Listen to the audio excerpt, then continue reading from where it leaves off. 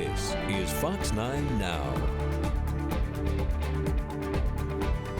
Good evening and thanks for joining us tonight. I'm Jake Garcia. Tonight's big story, Boiseans can breathe a sigh of relief as the pandemic starts to slow down, at least for the time being.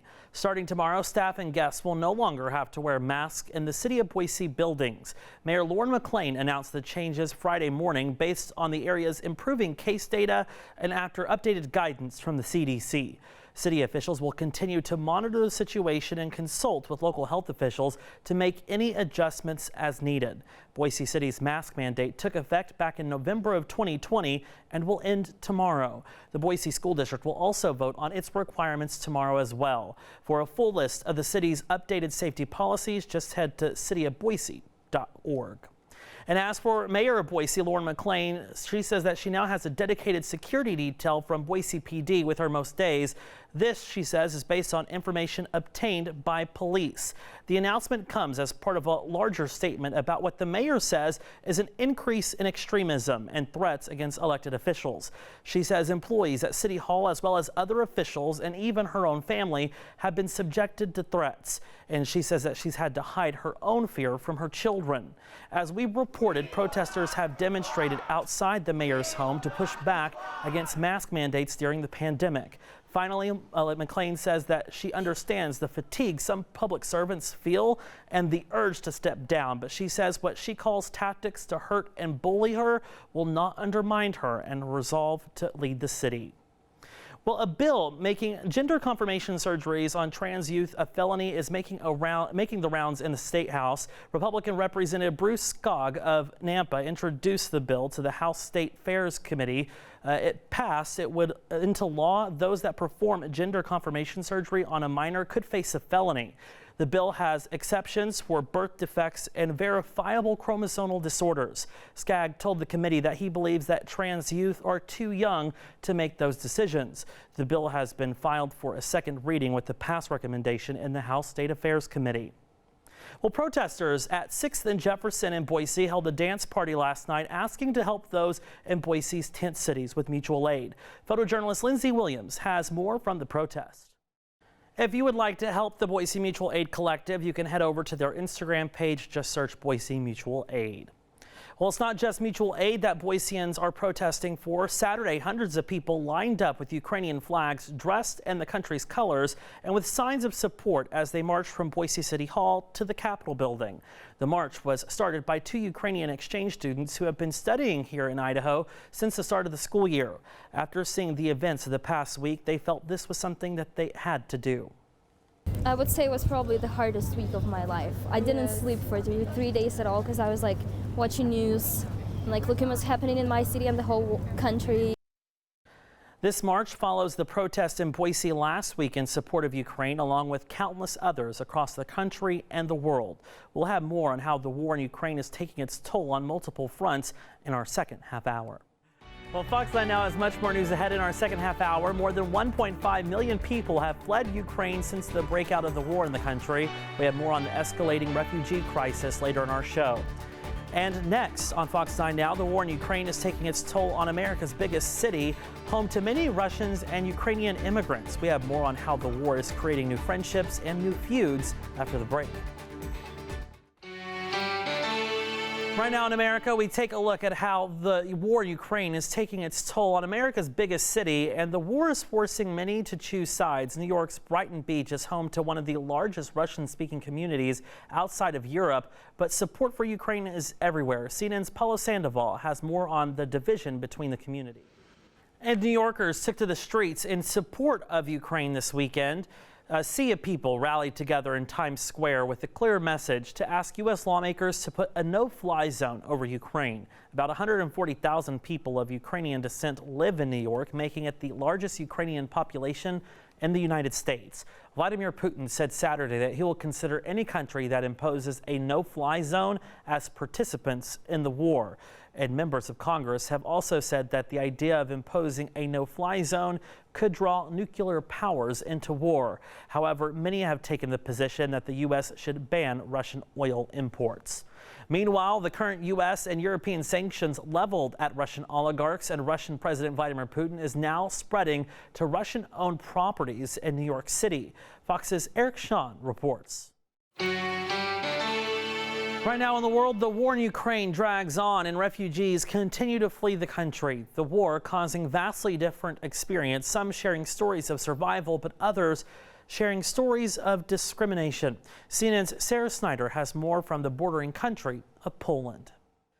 The United Nations High Commissioner, who has 40 years of experience dealing with refugees, says he has rarely seen an exodus like this one. While more than 1.5 million Ukrainians have fled their country in just a week, by comparison, it took 3 months for that many to leave Syria in 2013.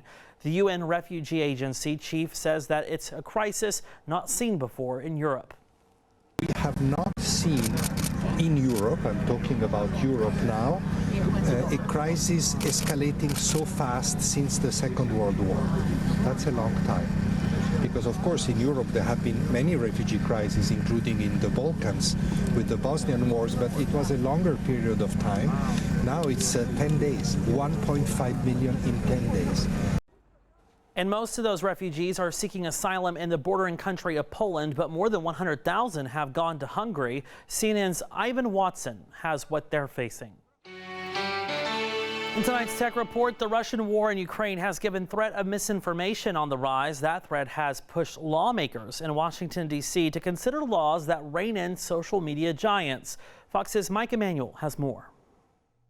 And it's not just social media giants getting involved in the war in Ukraine. Microsoft is suspending all new sales of its products and services in Russia. The company says it is coordinating with the U.S. and U.K. governments along with the European Union and continues to work with cybersecurity officials in Ukraine to defend against Russian attacks. Microsoft's moves comes after Apple said it would halt all sales to Russia and limit its services within the country. Adding to that, Google has paused all ad sales in Russia, and Meta and Twitter have sought to crack down on Russian propaganda. Well, since Russia invaded Ukraine, the U.S. and its allies have responded by sanctioning wealthy individuals close to the Kremlin.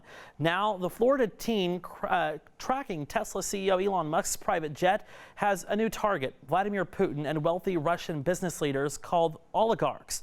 Recently, 19-year-old Jack Sweeney launched 2 new Twitter handles, at Putin Jet and at RU Oligarch Jets.